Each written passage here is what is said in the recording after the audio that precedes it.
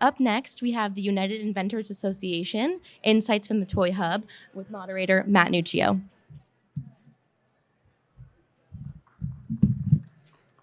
Thank you. Hello, everyone. Can you hear me all right?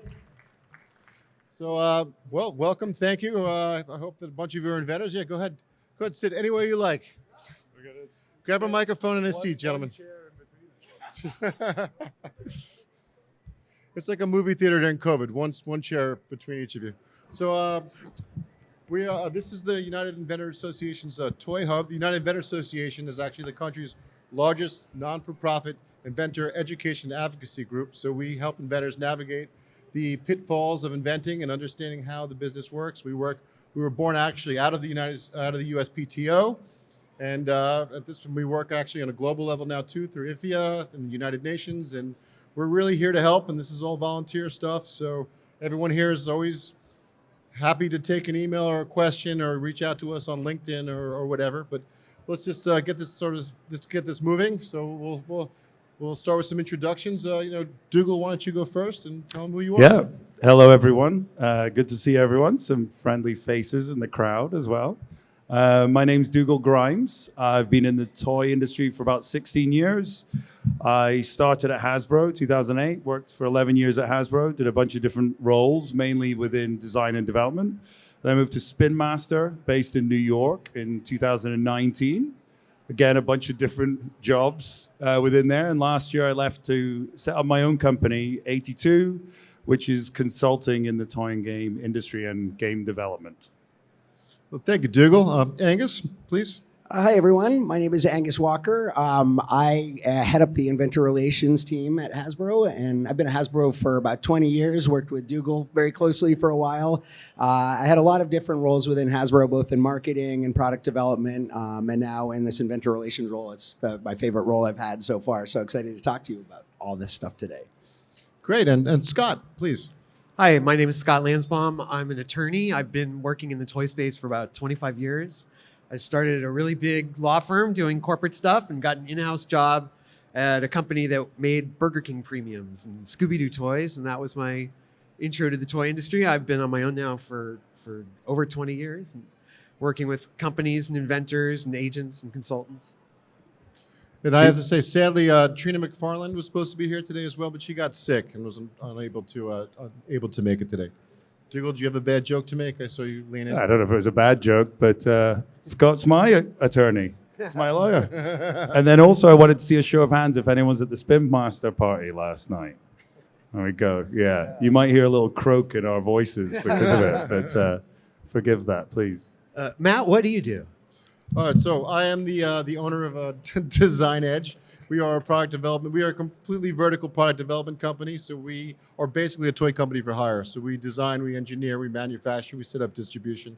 And we also rep inventors with, if you don't want to do that on your own and you want to license something, we work with people like Angus and we bring them products. So we wear a lot of hats, but Design Edge now is 37 years in business. And I would say we're arguably the largest independent toy development company. So that being said, I'm done talking about myself. Let's talk about things for inventors here. So first question, Angus, what is the biggest mistake you see new inventors make? Biggest mistake, I think I would say it's probably just sometimes, and we all do it, but as you kind of fall in love with an idea and it's like passion is really, really good, but you have to be objective about your idea. And sometimes I see newer people don't put in the sort of the rigor to kind of test their ideas and make sure that they're great. So I would say that's the biggest one. The other one I would say is just to do your homework. You know, if you're pitching a company, like know all their products and you know, don't come in with something that they already have that's out there or that type of thing. So just kind of like doing a little bit of recon before a meeting is a big one as well. Well, let's give them some examples of some recon. The most basic thing is Google your idea, right? Look at the internet, see what's out there. Also walk retail. And also keep in mind that it could have been done 20, 30 years ago. So you might want to check eBay as well.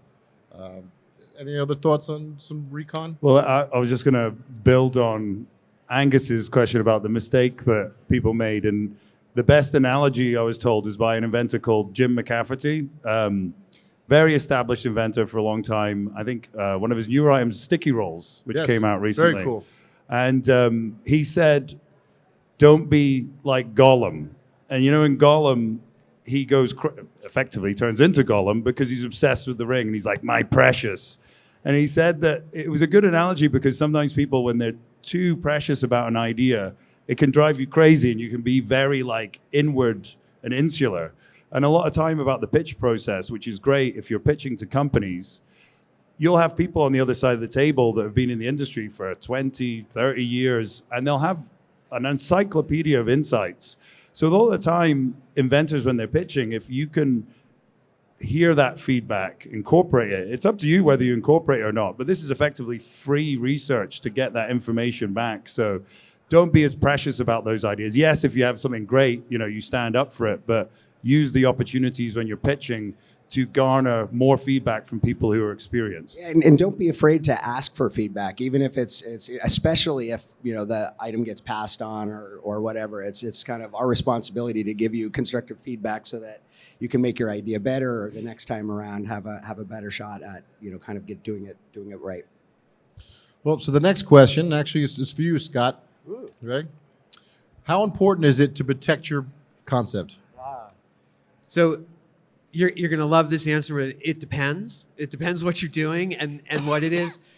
There are some concepts where it really makes sense to invest in a patent.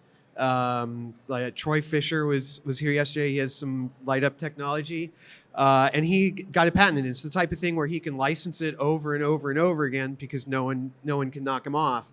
I would say that's pretty rare. That it's worth a lot of the toy concepts. They're very sort of I would just simple, like twists on things that are already existing, and it's really more about like a new gameplay or something like that. If you're starting your own company, you definitely want to look into trademarking. What's your company name? What's your product name? And you want to do that early. Like don't wait until you like ordered your product and you got the packaging all designed and you're like, hey, I think I'm gonna go trademark this name, and then you find out you can't. I think it's important to point out too that in the toy business, trademarks can be worth a lot more than like a regular patent. Yes. So would you rather like have the trademark, the patent on a mechanism in a Hot Wheels, or would you rather own the Hot Wheels name? Right. So those trademarks are really valuable, more so probably in our industry than any other industry. So a good name's important. So don't skip over that. If you've got a great name, trademark it. Yeah. And I'll tell you, people always wait till too late. They feel like, I'll get to that. I got to take care of all the other stuff. And I had a true story. Like a month ago, like a new person, she's like launching a new toy. And, she's like, came to me for other legal stuff. She's like, well, I use this online service, got the trademark done. I'm like, oh, okay, great. And I'm sort of curious. And I used the magic of Google. And it took me 5 minutes to find a company with her exact name doing a very similar product. And, then she's scrambling now to find something else I want to point out is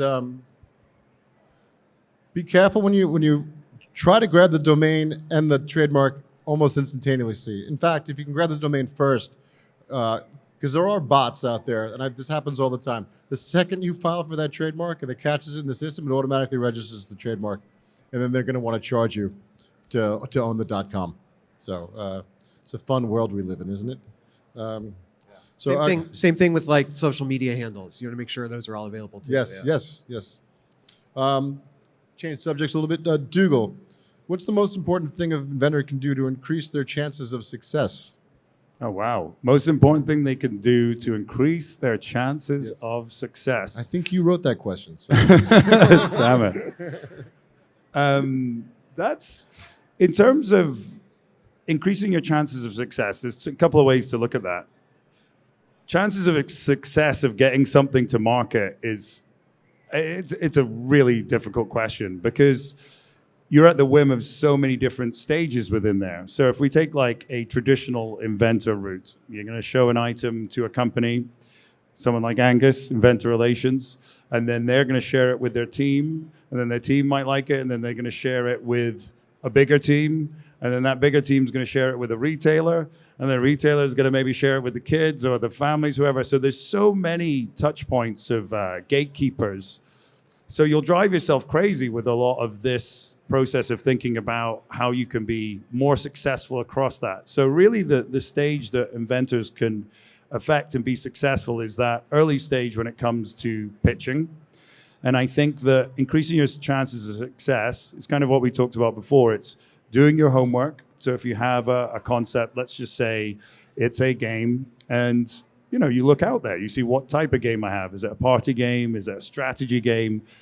You're more chance of success if you go to those publishers that are doing that type of product. It sounds very obvious, but you're doing your homework. And then also you're looking out there to see if there is something competitive. So when you go to a company and you share something with Angus and you're like, oh, I've got this, property buying game. And you're like, well, we kind of already have Monopoly, and it does, I'm not being facetious. I'm like, you take that example, if you go to people, look at their product line, and you'll have more success when you're going to them and you're sharing something that feels like it's a need within there and it's something that they do. The opposite of that, which also counters what I'm saying, but sometimes companies might look for something that they're absolutely not doing.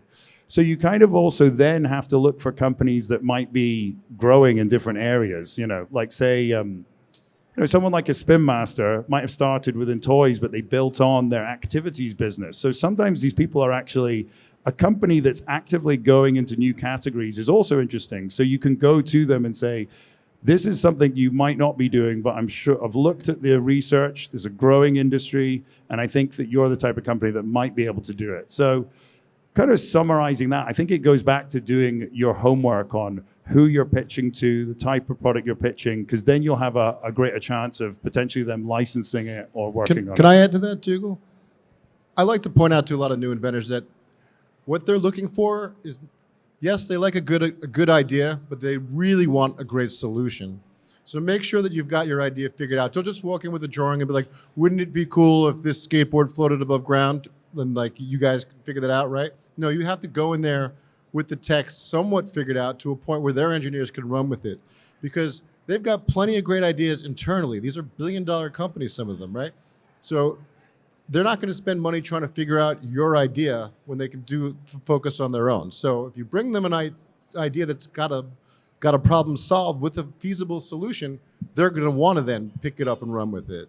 Angus, can you add to that, please? Yeah, I was just going to say it's a little bit cliche, but I always tell people, like, ask yourself why, like, all the time. It's like, why should we care about this? Why should you care about this? What is the white space that the opportunity that's there? Like, be able to kind of like articulate why the concept is good, why it's solving a solution. Is it a solution? Is it a problem in need of a solution? But I feel like if you're always asking yourself why, even if you're feeling really good about something, you eventually, it kind of is this iterative process that then will get you to that great idea that hopefully will hit. Do you guys ever find, like, you're in a pitch and someone has been like living with their concept so much they feel like it's just self-evident, like how great it is, and they don't really like explain, like, how it's going to work and why it's going to be popular. Yeah, they just put it on the table, like, pow. Yeah.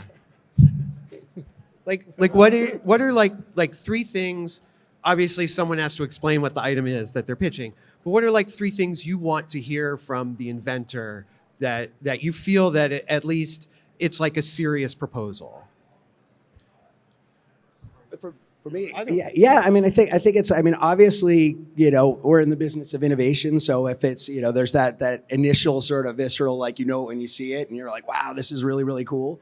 But to your point, it goes deeper than that. It's really, think about, kind of like I was saying earlier, like what is the problem that this is solving, or what is the opportunity that this is bringing. Sometimes it doesn't have to be totally novel. Like some of the coolest things that I particularly love it when something that's not necessarily novel in one business or industry is suddenly like gamified or toyified, and then comes into games, and suddenly you've got like a really disruptive product that, like, in a different industry might be just pretty commonplace. So just always be thinking about what's that thing that makes this unique, and then be able to articulate it, because that's really important for us to understand.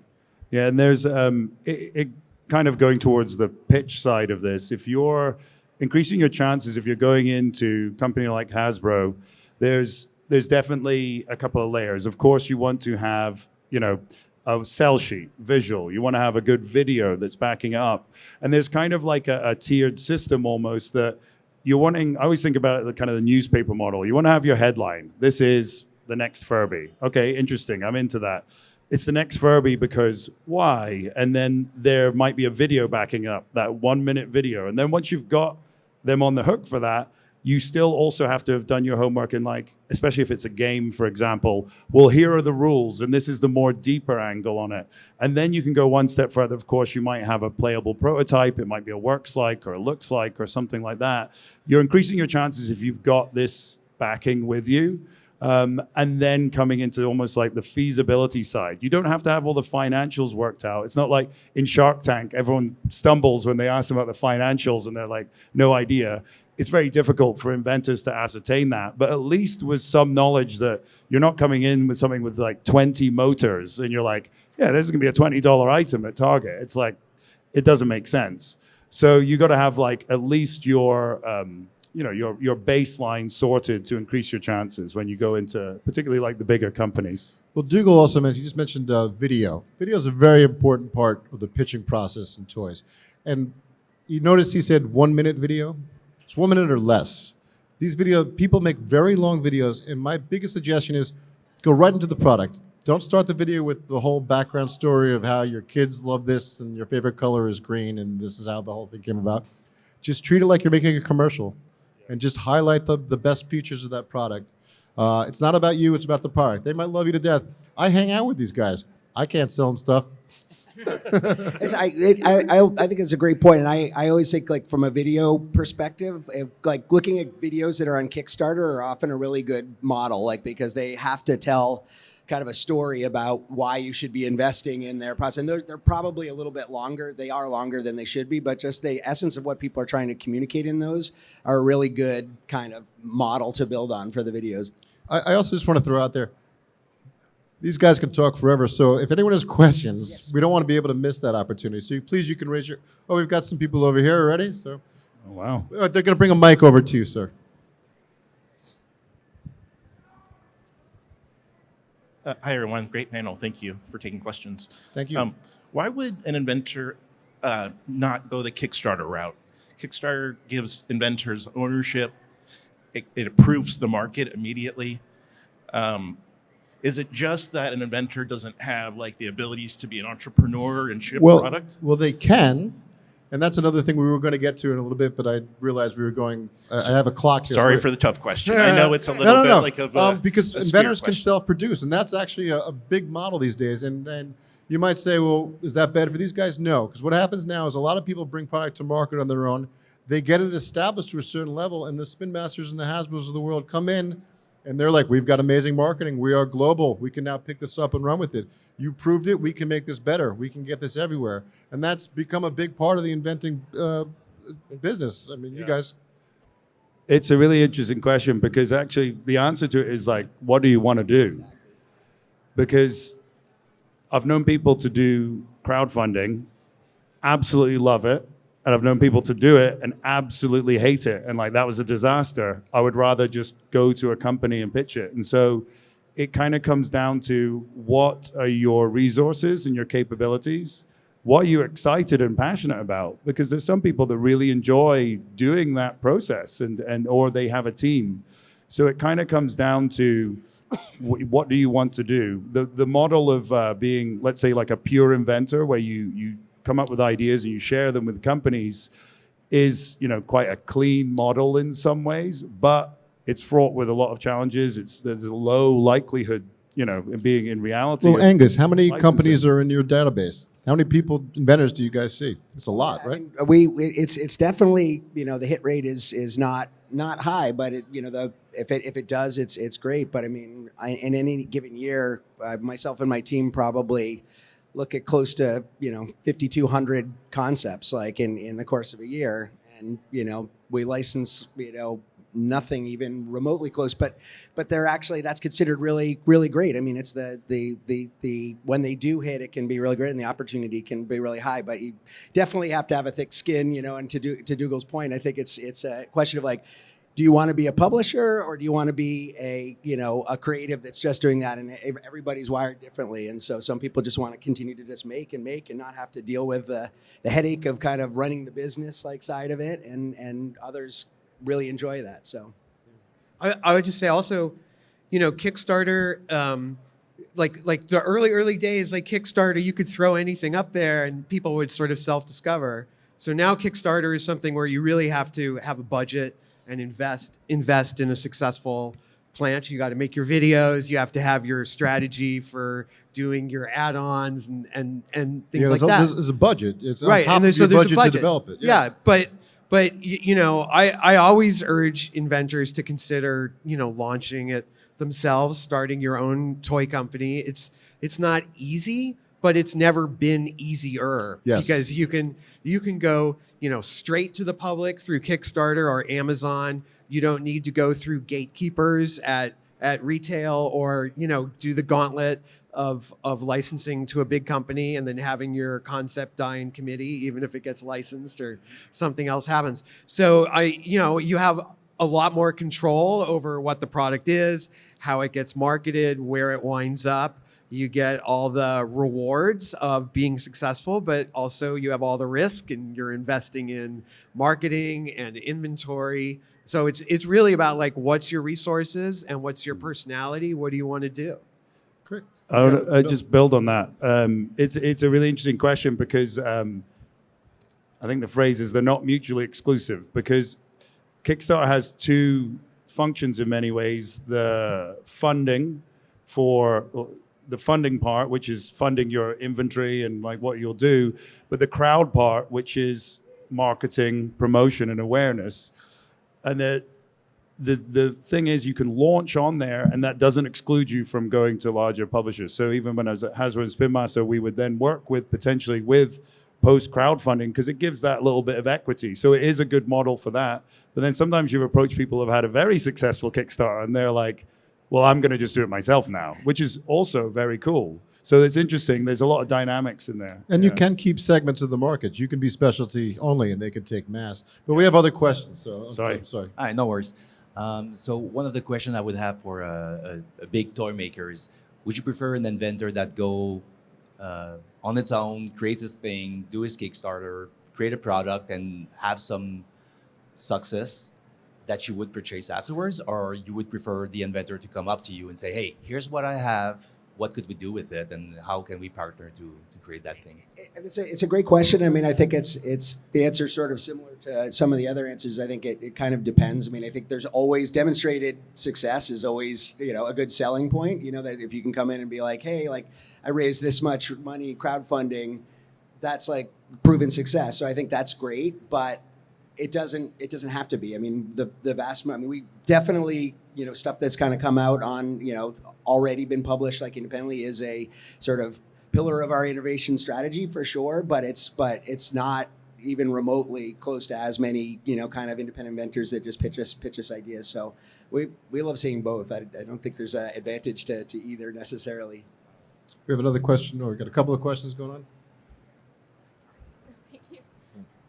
I think also maybe it depends on sort of, what it is. You're probably more likely to, like, if there's a game that's been successful on Kickstarter and it's out there, you're more likely to like buy that company after it's been out, because you figure you can plug it into your international distribution and other marketing. Whereas like if it's like its own little brand of a toy or something, you're probably less likely to acquire that unless it's already gotten some. That's very, a really very interesting large point too, because like you bring it up, it's like there's also the reality of if it's a card game, it's basically paper and cardboard, and you can like move really quickly on that. If it's something that has electronics or like lots of tooling, it's like that becomes a whole different discussion. So I think it's a really good point on that front. Sorry, you have a question? Just a topic shift maybe. I was just curious if you could speak to circle back to the topic of strategies for success.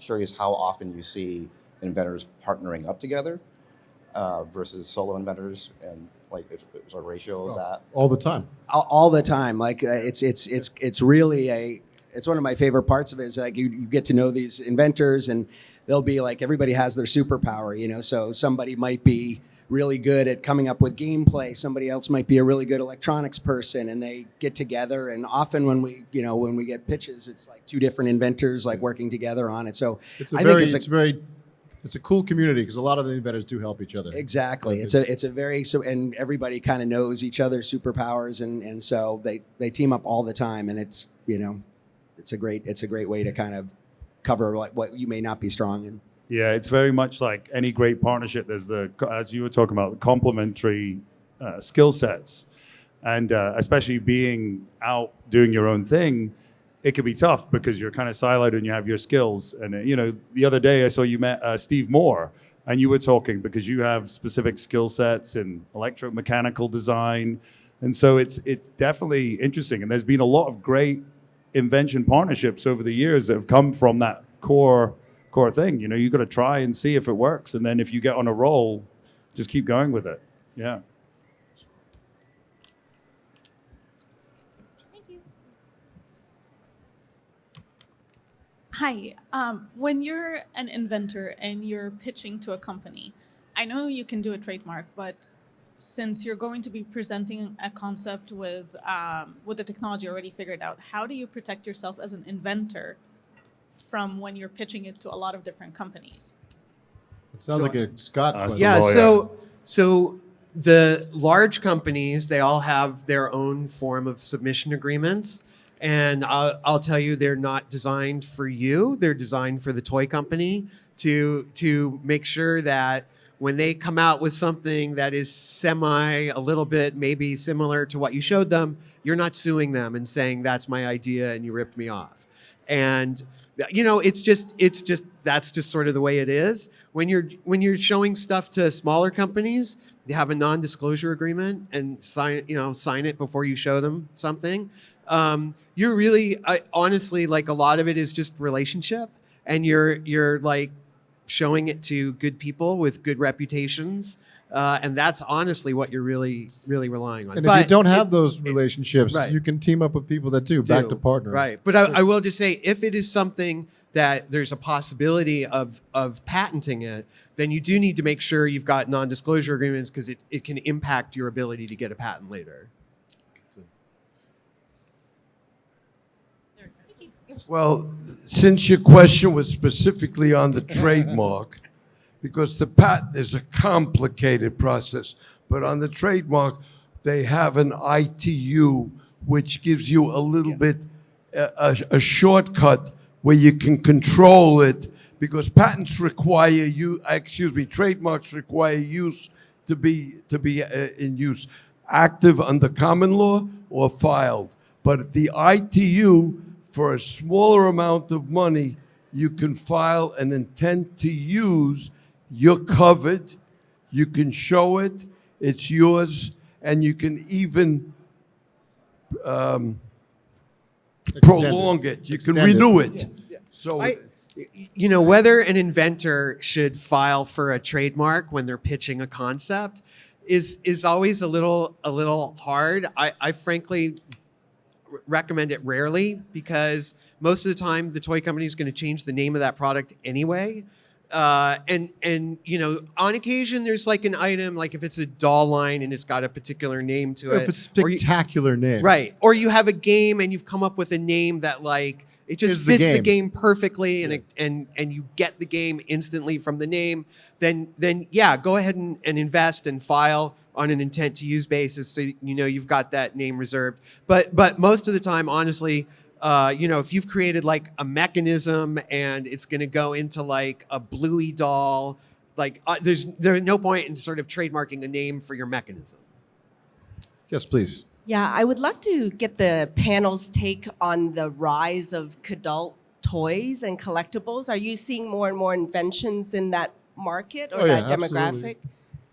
Yeah, absolutely. I mean, it's definitely it's a huge kind of And it's not going away. yeah. And we you know, a company like Hasbro has all these brands from, you know, that were really big in the 80s, Transformers, GI Joe, et cetera. And like some of our businesses are almost exclusively all kind of adult sort of focused, which has been for our company been a really interesting shift. I mean, we still, you know, the vast majority of our business is kids, but more and more we're developing product for kidults. We're seeing a lot more pitches because I think everybody's kind of seeing that, and it's an interesting time because it just is. It's not, and what that opens up is a lot of leeway to do things that you would normally not be able to do if you're selling to a 6-year-old kid versus a 18 plus person, which is really fun too because it opens up a whole new area for innovation. Yeah, there's kind of two sides to that. The Kidult started, I think, more as a nostalgia play, probably primarily with people like Funko, and then other dynamics playing into this, but adult collectors. So that was more retro licenses and nostalgia, which kind of grew. And then you've got this other side of it, which is interesting, which is, let's say, like Lego Botanics line, which is kids play, or traditionally children's play patterns, but with a different theme, like a more mature theme, like orchids, but it's still Lego play. So there's kind of two interesting sides. There's retro licenses, which Hasbro has loads of. It's great because everyone grew up with a lot of these. And then there's the side of it, which is, inventors coming up with new ways that adults can play with something that is primarily a children's play pattern, like this slime or something like that, but with the theme or something on top, which makes it adult. So it's grown massively. I think in Europe, one of the things, I didn't go to the Circana presentation, but I remember the kidult category had grown bigger than the traditional, like it was like female targeted kids category. It was crazy, but yeah, still in growth and still a good area for inventors to focus on. How receptive do you feel companies are to someone pitching just like a pure repurpose of, either an old line or an existing line? So they're not bringing you any of their own innovation. They're coming to you with a concept of like how you could take one of your existing toys or something you did a while back and repurpose it into a kidult. So I'm thinking about like kinetic sand, and they came out and did like a Zen garden version of kinetic sand. Would you be receptive to an inventor just coming and pitching something like that? Or do you want to see they've got to bring you a new product? I mean, for us, because we have so many brands, most of the concepts that people pitch us are an idea that would fit within one of our existing brands. It actually, I always say it's sort of a blessing and a curse to have great brands, because obviously, like, great ideas come in, but the tendency is to be like, oh, how does this fit within this specific brand? But once you start doing that, you are starting layering all types of things of what the brand is, what it isn't, all of those kind of things. So yeah, like, we're always seeing concepts that are, like, oh, this would be great for My Little Pony. But to your specific point about adult, we'd be open to that, but it would still have to have something really novel. Like, it would have to be something that was like very different, because it just drafting off the brand itself is not going to probably move the needle. But if you're bringing something very, very novel or a completely different play pattern, absolutely. Yeah, it'd be treated the same as any other kind of invention, but it's just a different category you're targeted to. So you can't. It's always difficult if someone just shows you a theme over the top. You're not going to license that. But if it's a new mechanism or done in an interesting new way with some features to it, that still is treated. It's almost the same as any other category, right? Yeah. So we have some more questions.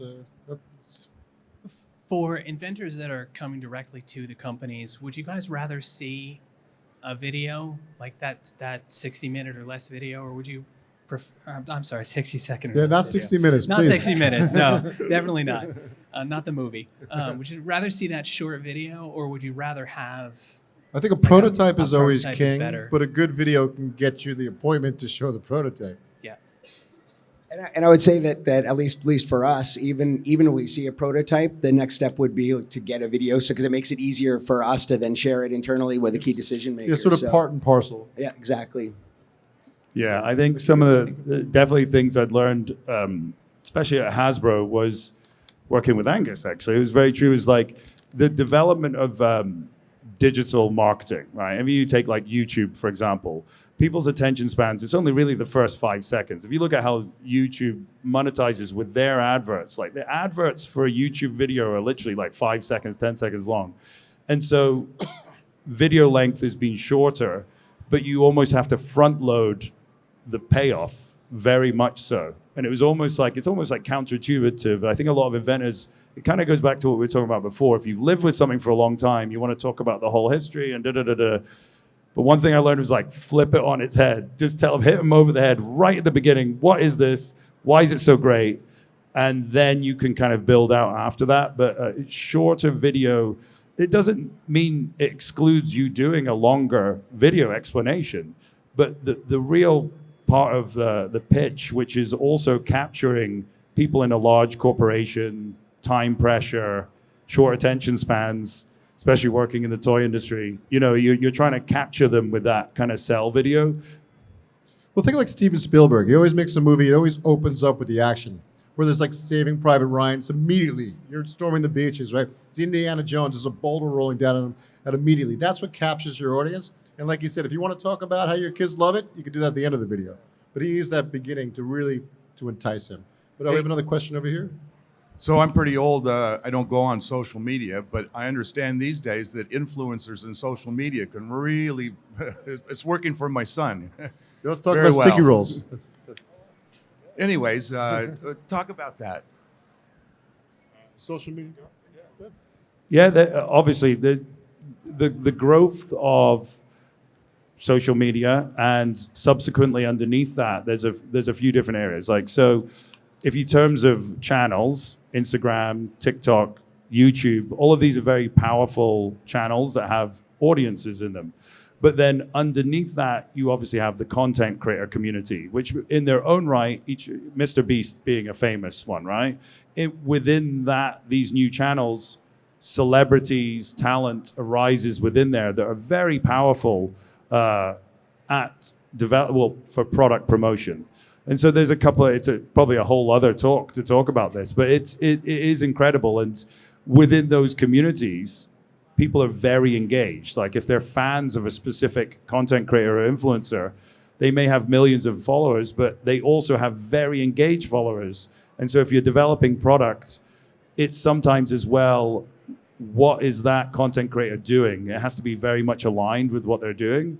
And it's a very much more, in ways, sometimes efficient than the traditional marketing where you'd put something on TV and it's like, blast it across everyone. And maybe like 5% of your market is kind of into that. But now you've got these almost more specialized channels where you can really target what you're doing and be very smart about how you drive social media. So it's a very powerful marketing tool, but also a very interesting product development tool, an R&D tool to be able to make new toys, games, entertainment. Sure, we're getting down to about 2.5 minutes. So if anyone's got some questions, we got a gentleman over here. Sorry. It's turned into like a Q&A. It was good. But after this is over, we will stand over there for a little while if anyone will have some questions. So, would you mind giving a simple breakdown of like how big of the deals that you guys make? What percentage of them roughly might be those who are in kind of prototype stage versus those who maybe have crowdfunded, have some traction there, versus maybe one that has some more significant traction that has a brand that you might want to actually keep the brand, so like maybe those 3 different categories, as I understand. And maybe if there's more categories you can say, but those are the 3 that I'm seeing right now. So is the question like I would say if I'm understanding the question right, I would say that the majority of the concepts that we go to license with are sort of inventor concepts versus products that are already out there and have already been kind of have that sort of demonstrated interest. I mean, that definitely is an avenue, but at least, and I can only speak for Hasbro and my experience, but the vast majority are inventor concepts that come in. Yeah, I would say like 15%, it's like licensing things that are already out, and typically like in the board game space, like, a company might see like, a company downstairs, it's got like a single game and they really like it and you sort of pick that up. But I would say it's much rarer. Yeah. Sure. Just one more question from somebody. Last question. And Dougal, here's your chance to give Billy a shout out. Oh, there's Billy Langsworthy, everyone. Hello, Billy. Mojo Nation. There's going to be right after this. There's going to be a inventor snack thing over at the Toy Place, the Toy Industry Lounge over there. So, so was there one last question? Are we good? What kind of snacks? Only brown M&Ms. Are there any grants out there for patents or trademarks for inventors, or no? I'm sure there are, but I don't. I can't say that I know, but maybe if you reach out to the United Inventors Association, I would say, maybe- or the USPTO would probably be your best bet to actually contact them. And then another, if you're an inventor and you're hardcore, you might want to go to the USPTO's Inventor Con. They have their own thing at their offices, which is pretty cool in its own right. That's once a year. So you guys are free to go now. So thank you all. Thank you, everyone.